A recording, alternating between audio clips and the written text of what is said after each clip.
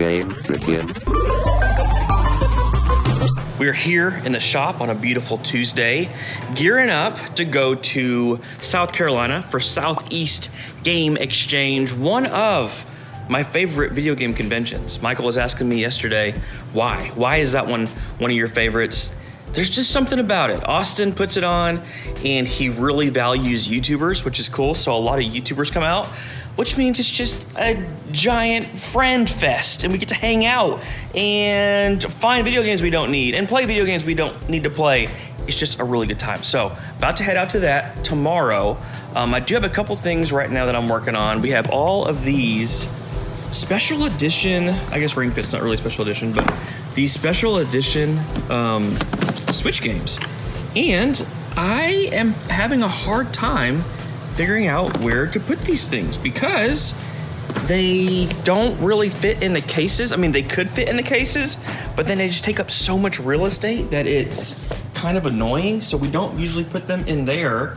And then we have another one over here. This one right here, Darksiders Genesis. So got that one. That one's probably gonna stay there, but I do have a spot all the way over here that I'm thinking they might look okay. You guys tell me what you think. So we do have quite a bit of space up above some of this area, maybe in the middle.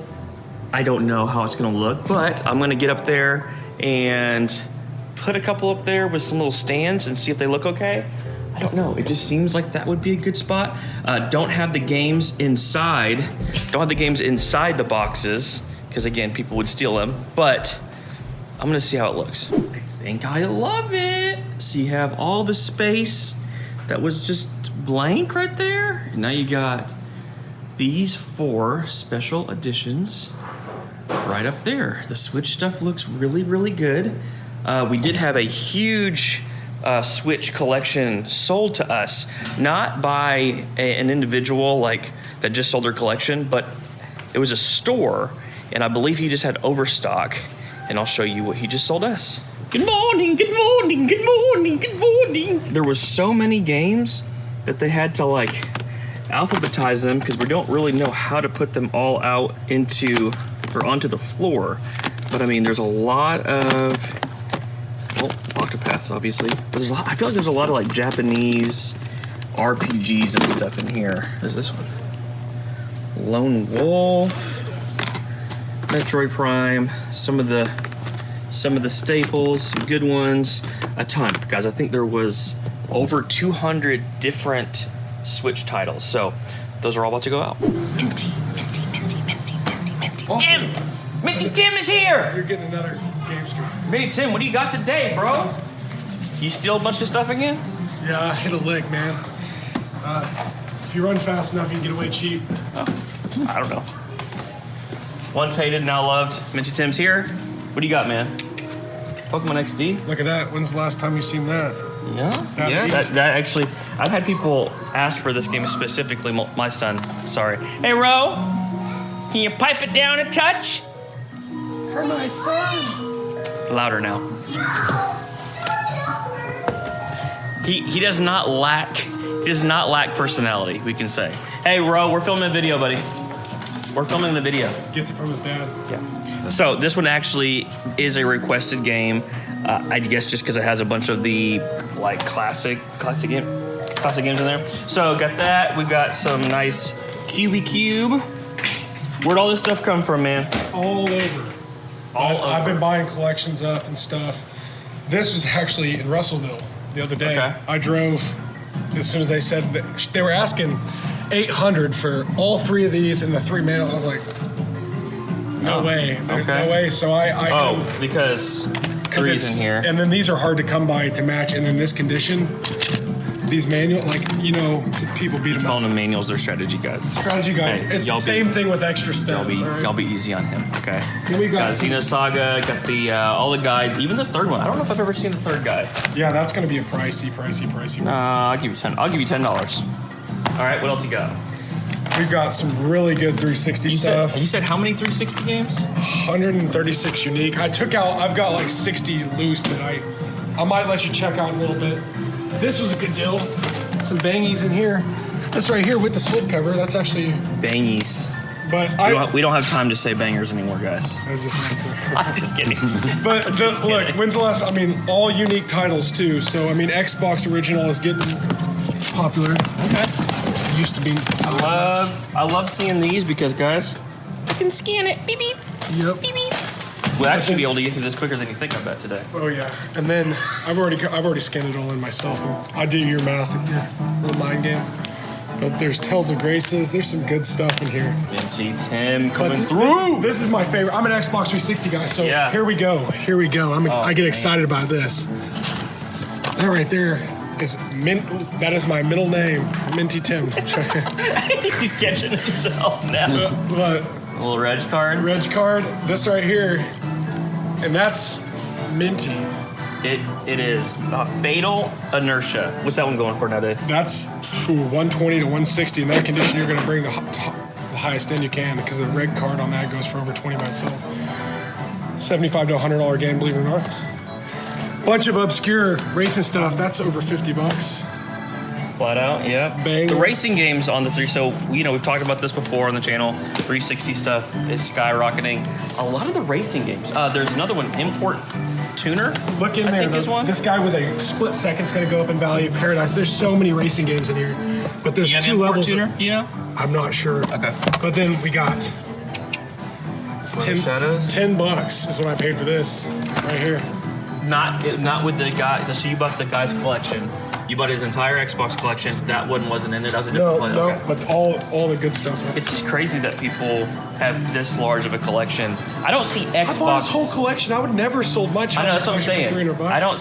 I don't see people sell Xbox collections very often. A lot of them hold on to their Games stuff. going up in value.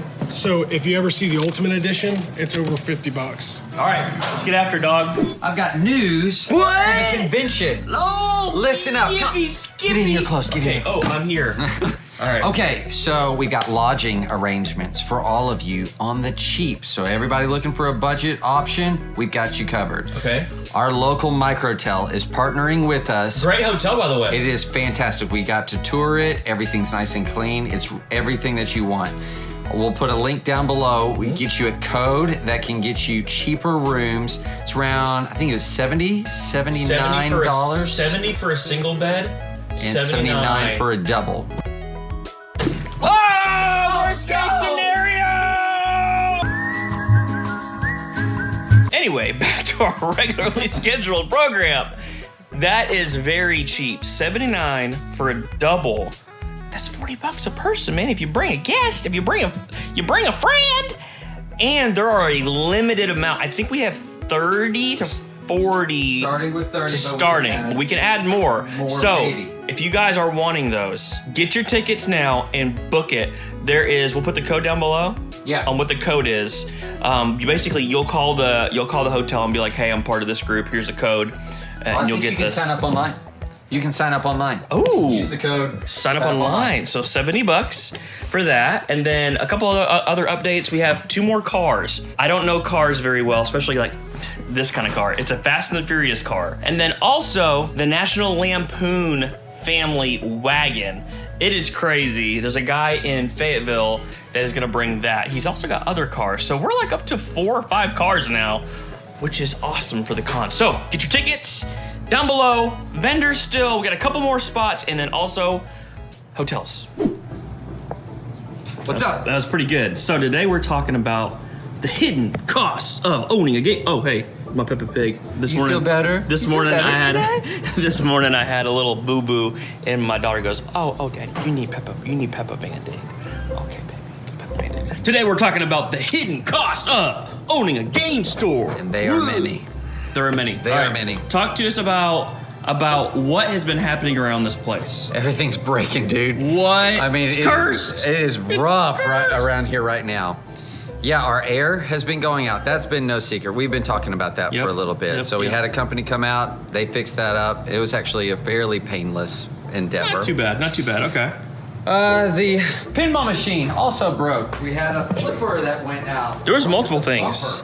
Flipper went out. So, I mean, honestly, useless. Yeah, That was that broken. that was broke, and then And the bumper was out. that as well. wasn't activating to push the ball and bounce the ball out. So we had somebody come out, they fixed it, they left the next day, the ball wouldn't launch. And who So fixed that? I got that one. Wow. So I watch, pay attention, and yeah, I was able to fix that. So we're up and running here. Then our arcade cabinet is also broken. So we've had that assessed. It's halfway there. Yeah, that was fixed yesterday. Basically, the screen was wobbling. He All fixed over the that. place. And we couldn't figure it out, but enemies aren't really spawning. And he checked everything. He's like, it's getting the right voltage, it's the chips. I took everything out. So we're not 100% sure, but it's actually usable now. Yes, it at least turns on, you can kill one Koopa, and then that's it. Okay, and then lights. Lights, they continually go out, man. It's We like have- they've all banded together and formed a union, and nobody's coming to work. Yeah, and it's not just light bulbs. It's like the whole ballast is going out. So Michael is about to fix like his third one because, you know, he has built a house before. Yeah. Everyone's like, how's he doing stuff? Like, he's built a house. Done stuff. He's done stuff. So that is hidden costs of like, you don't know. You don't know when things are going to Yeah. break. You don't know when you're going to spend $200, $300 to fix things. You don't know. That's what hidden cost. Another one. Here, give me now. Gotcha. So, another hidden cost. I was here a couple days ago with our good friends over at Trainer J's. Trainer J's is the Pokemon card shop across town. Awesome people. If you're ever in Conway, the Central Arkansas area, and you need Pokemon stuff, they're your main place. We just kind of sell stuff. So we were talking about percentages. And he's like, what do you pay? And I'm like, you know, on good stuff, we can be around, you know, kind of the 50% mark in trade-in. If it's good, saleable, movable items, Pokemon games, Mario games, those types of things. But we're talking about lower end things.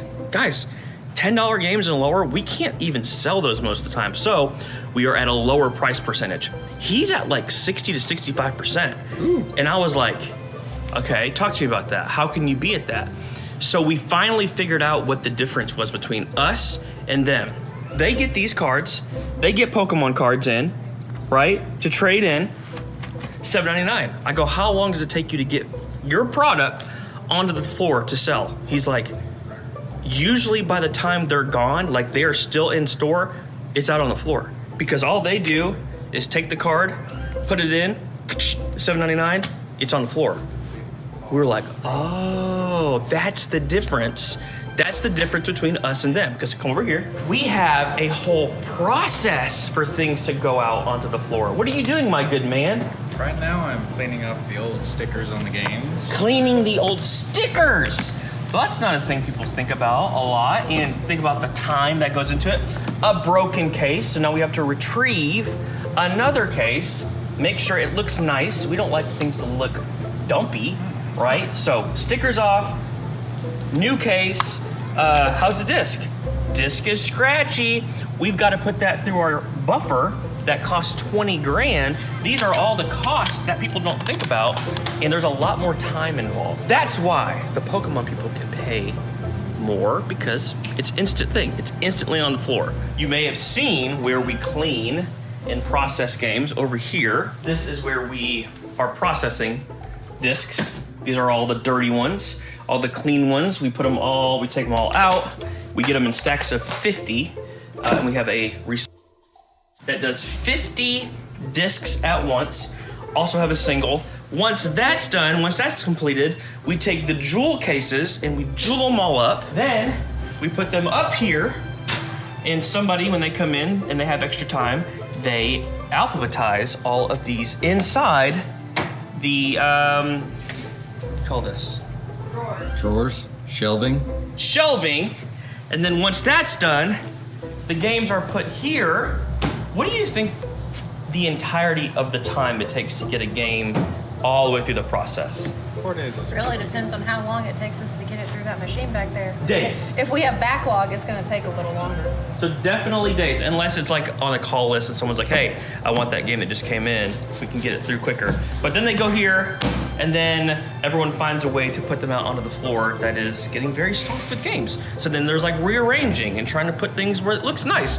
So there is a lot of time. That's probably the biggest thing that I'm trying to say is the time is something that it's hard to quantify when you have different variables. Like people clean at different rates. If it's a Blu-ray, if it's a regular disc like a PS2 disc, all these things matter in terms of when the game can get out and actually be sold versus a Pokemon card that is instantly out on the floor. That's the cost that they are saving, so they can add that additional 10-15% onto their trade out or their cash price that they can give. So that's the hidden cost that you just don't think about. I'm not trying to get into this particular collection of things, but here we have some Game & Watches that have come into the shop as of recent. Super Mario Bros, we took this one in, didn't have batteries. It looks a little suspect, don't know if that works or not. Here's a Climber, which is decently valuable, and then the Zelda multi-screen Game & Watch. So again, I'm not trying to collect those, but as they come in, I'm like, gosh, it's pretty dang cool. Definitely keeping the Zelda. We'll see if the Mario one works, but we are about to go on our way to South Carolina. If you're at Siege, please come and say hey to us. Guys, until next time, never stop playing.